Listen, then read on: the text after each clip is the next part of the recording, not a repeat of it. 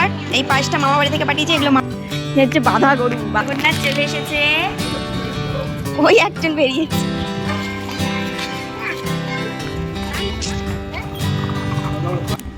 Hello everyone, কেমন আছেন আপনারা সবাই? আশা করি আপনারা সবাই ভালো আছেন এবং সুস্থ আছেন। আমার আরেকটি ব্লগে আপনাদের সবাইকে স্বাগত। আজকে দিনটি হলো বৃহস্পতিবার আর আজ রথযাত্রা। তো আপনারা তো জানেনই এই রথের দিন সব ছোটো ছোটো বাচ্চারা রথ নিয়ে রাস্তায় বেরোয়। তো সেটারই আজকে পরিকল্পনা আমরাও করেছি। বাড়িতে একটা ছোট্ট রথ এনেছি। এটা আমার বাবার মানে দ্বিতীয়বার রথযাত্রা। প্রথমবারে তো একবারে ছোটো ছিল, বুঝতো না, 1 বছরেরও ছোটো ছিল। তো যার জন্য এবারে আমরা রথ কিনে এনেছি। আগের বারে আর হয়নি, এবারে আমরা কিনে এনেছি। তো সেটাই ছেলেকে দিয়ে আজকে টানাবো। আর সেখানে ওই বাড়ি থেকে চিকলু আমাকে দিনে 500 বার ফোন করেছে আজকে, মিমি কখন আসবে, আমি রথ চালাবো, রথ টানবো, তুমি এসো ভাইকে নিয়ে, আমার রথটা সাজিয়ে দেবে। আমি ওকে বললাম যে না ভাই, একটা রথ কিনেছি, সেটাই দুজন মিলে টানিস, এখন আর সাজানোর সময় নেই, আমি তো পারবো না। কাজবাজ ছেড়ে ছেলেকে নিয়ে রথ সাজিয়ে আবার ওই বাড়িতে ওকে ওটা সাজিয়ে দেওয়া সম্ভব হয়ে উঠবে না বলে ওকে আমি বলেছি আমাদের এই রেডিমেড বিক্রি হচ্ছিল দোকানে, আমার শাশুড়ি কিনে এনেছে রেডিমেড রথটাকে সাজানো। তো সেই রথ কিনে এনেছে, সেইটা আমরা সাজিয়ে নিয়ে এখন বেরোবো। এবার এখন বাজে 6:15 বেজে গেছে। এদিকে আমার ছেলেকে একটু আপেল খেতে দিয়েছিলাম, সেটা খাচ্ছেও, যদিও এখন এটা আপেল খাওয়ার সময়। ওকে জামাটা জাস্ট পরিয়েছি, এবার ওকে প্যান্টটা পরিয়ে আমি একটু রেডি হয়ে নেবো, দিয়ে তারপরে আমরা ঠাকুরটা নিয়ে রাস্তায় একটু বেরোবো, একটু টানবো, তারপরে ওটাকে আমরা নিয়ে যাবো আমাদের বাবার বাড়ি। চলুন তাহলে, আজকে ব্লগটা আমি সন্ধ্যেবেলা থেকেই শুরু করলাম। আপনারা পুরো ব্লগটা দেখতে থাকুন, আশা করছি আপনাদের সবার ভালো লাগবে। চলুন যা যাক, তাহলে রেডি হয়ে নিতে হবে। পাপা তুমি রথ চালাবে? রথ চালাবে না? কি ওকে নাই ধরেছি, কিছু জিজ্ঞেস করলে বলে না এটা করবো না, না ওটা করবো না। চিকু দাদা ফোন করছে, রথ চালাবে না?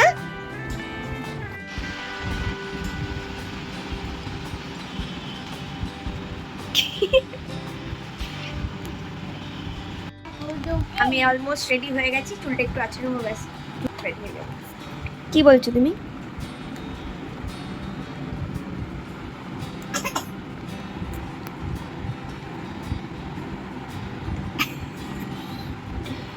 বাবা লুকিয়ে পড়তে হবে।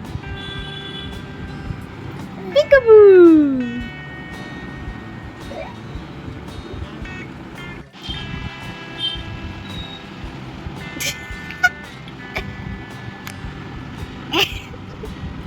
আমাকে আমাকে নিজেই বলছে এরকম করতে, বলছে আবার করো, আমি এই করছি ও করছে, করো পাপা তুমি করো।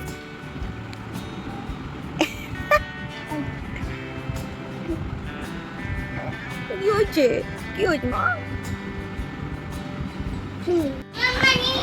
নিয়ে যাবো না, তুই আয়, প্যান্টু পরছিস না কেন তাহলে? এই যে প্যান্ট কিছুতেই পরছে না, আয় প্যান্ট পরো, প্যান্ট পর, নিয়ে যাবো না কিন্তু,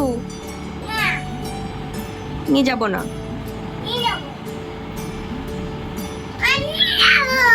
ঠিক আছে প্যান্ট পরে নাও তাহলে, চলে এসো মামার কাছে, প্যান্ট পরে নাও, আসো। এই যে আমাদের জগন্নাথ চলে এসেছে, জগন্নাথ, বলরাম, সুভদ্রা, আর এই হচ্ছে আমাদের ছোট্ট রথ। আর দেখুন আমার ছেলেটা কিরকম দুষ্টুমি করছে রথটাকে নিয়ে।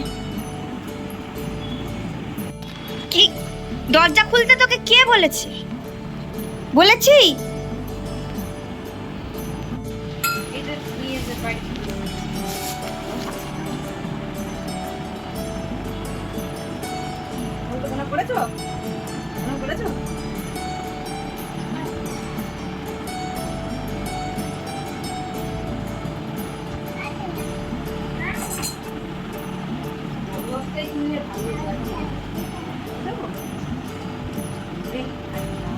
আর খেতে হয় না,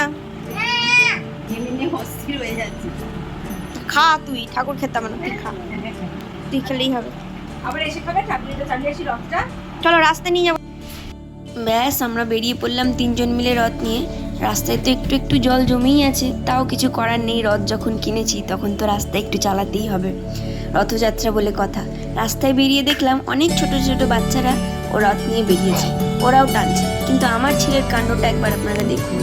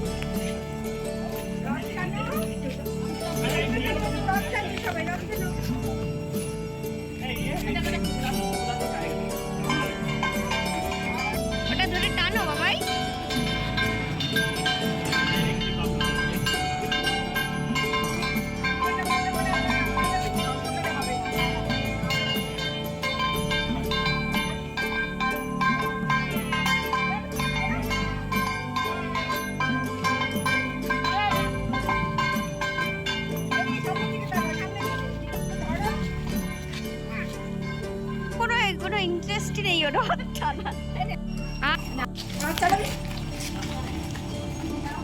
ও নাকি রথ চালাবে, রথ চালাতে এসে রথ ছেড়ে দিয়ে ছুটে বেড়াচ্ছে, ওর অন্যই এক্সাইটমেন্ট।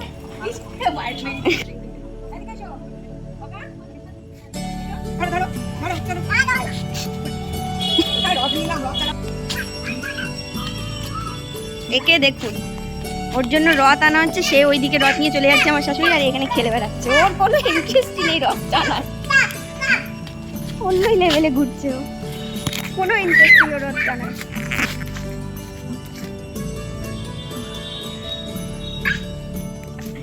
হচ্ছে বাধা গরু ছাড়া পেলেই হয়েছে। বাবা আই ডোন্ট টাচ।